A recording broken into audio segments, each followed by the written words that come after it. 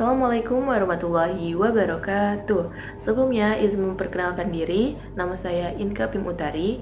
Inka merupakan mahasiswi dari Poltekkes Kemenkes Bengkulu, program studi Sarjana Terapan Keperawatan plus Profesiners, dengan nomor induk mahasiswa yaitu P0 17 20 32 60 23. Pada kesempatan kali ini, Inka akan menampilkan video pembelajaran dasar-dasar anatomi mata kuliah Ilmu Biomedik Dasar dengan dosen pengampu Mem Widya Lestari, SKP MSc. Selamat menonton semuanya.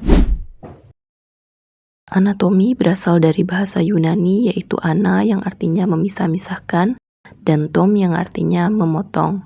Ilmu ini berfokus pada struktur fisik makhluk hidup, termasuk komponen, posisi, dan keterkaitannya.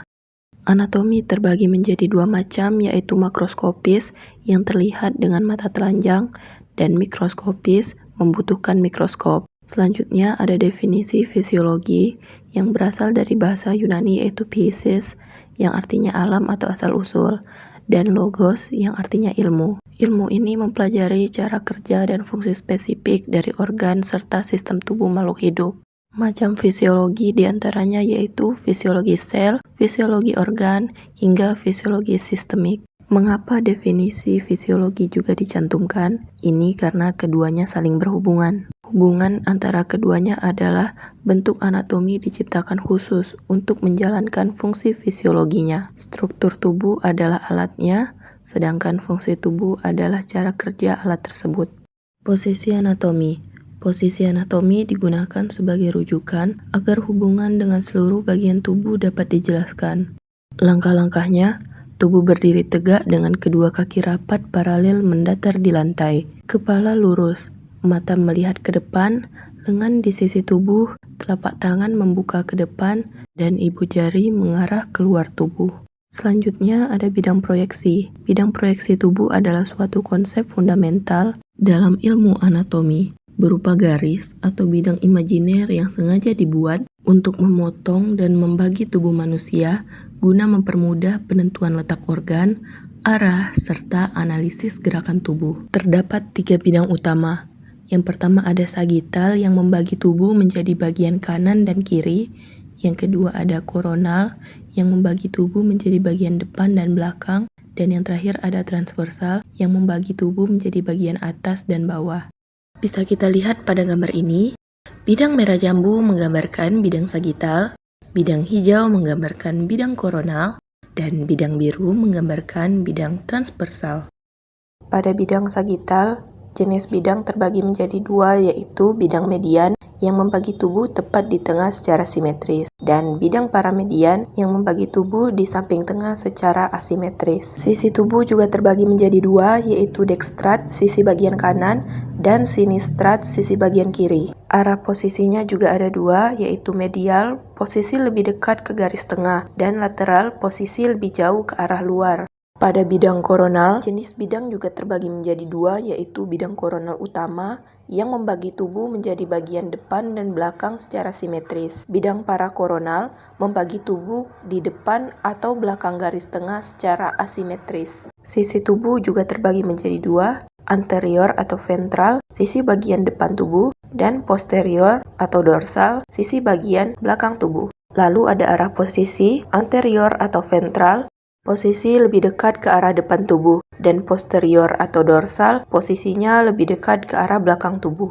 Pada bidang transversal, jenis bidang terbagi menjadi dua. Ada bidang transversal utama yang membagi tubuh menjadi bagian atas dan bawah secara sejajar dengan garis pinggang, dan bidang subtransversal yang membagi tubuh secara horizontal pada level potong yang lebih tinggi atau lebih rendah dari garis tengah. Sisi tubuh ada superior atau kranial, sisi bagian atas, dan inferior atau caudal, sisi bagian bawah. Arah posisinya tentu superior posisi lebih dekat ke arah atas tubuh atau kepala, dan inferior posisi lebih dekat ke arah bawah tubuh atau kaki. Tubuh manusia dibagi menjadi regio dan area lokal spesifik yang dapat diidentifikasikan pada permukaan tubuh. Yang pertama, bagian aksial, terdiri atas bagian kepala atau kaput yang di dalamnya ada wajah dan tengkorak, lalu ada leher atau kolum, dan batang tubuh atau trunkus yang di dalamnya ada toraks dan abdomen. Yang kedua, bagian apendikular, terdiri atas bagian ekstremitas superior dan ekstremitas inferior. Yang pertama, tampak samping atau lateral. 1.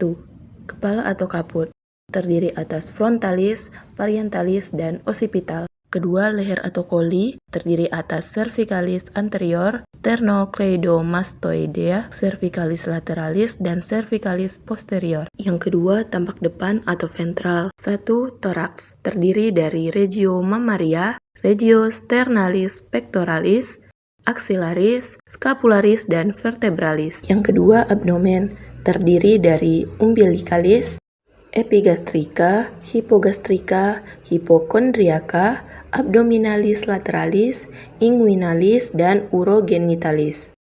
Yang ketiga, tampak belakang atau dorsal, terdiri dari vertebralis, scapularis, infrascapularis, lumbalis, scaralis, glutealis, dan analis. Daerah pada abdomen.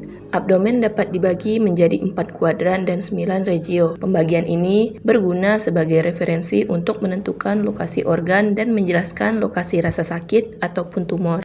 4 kuadran pada abdomen yaitu kuadran kanan atas, kuadran kiri atas, kuadran kanan bawah, dan kuadran kiri bawah. Berikut pembagian letak organ dari keempat kuadran abdomen. 9 regio pada abdomen terdiri atas hipokondrium kanan, hipokondrium kiri, epigastrium, lumbar kanan, lumbar kiri, hipogastrium, inguinalis kanan, dan inguinalis kiri. Dan kurang lebih seperti inilah posisi organ setelah pembagian regio abdomen. Terima kasih karena telah menonton video ini sampai habis. Inke harap videonya bisa bermanfaat. Inke pamit undur diri. Wassalamualaikum warahmatullahi wabarakatuh. Sampai jumpa lagi.